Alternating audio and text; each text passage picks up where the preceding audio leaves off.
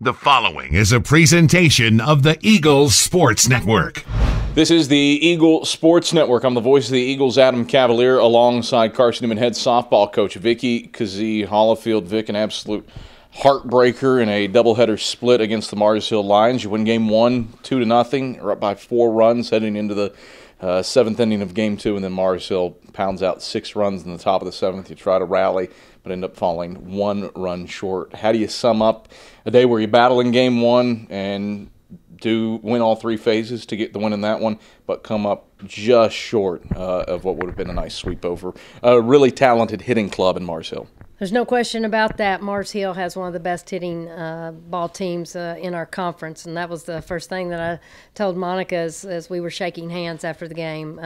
Last year they were potent too, at the plate, so we expected that. But, our effort was there today. I did exactly what you did. You look at the scoreboard. Defensively, we didn't have any errors.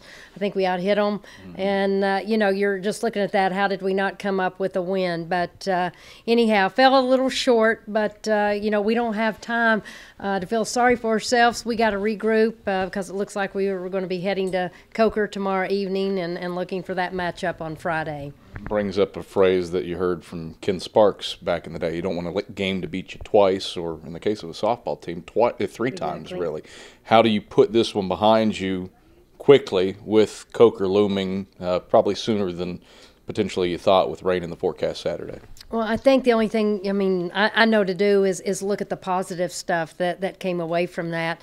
And, again, we want to learn from things such as, again, a missed opportunity here or there magnifies something, whether it's defensively or whether it's a bat here or a bunt here. But, again, when you lose those 1-run games, and, Adam, I think we've had 4 or 5 of those, not that anything's different from a 5-run or lead getting beat or something like that, but they seem to hurt a little bit more. But I do not fault the team's effort.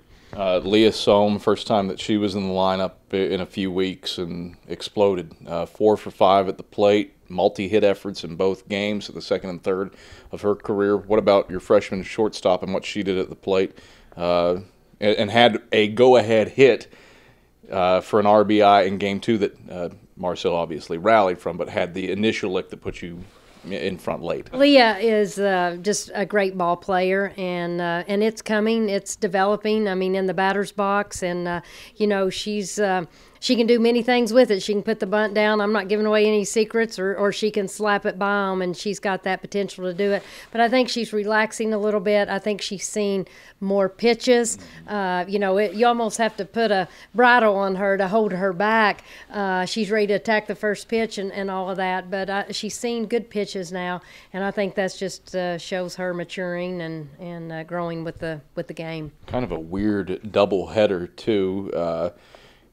They're student athletes. Kristen Topple had to give a capstone presentation and missed a little bit, but you had some game time decisions with injuries.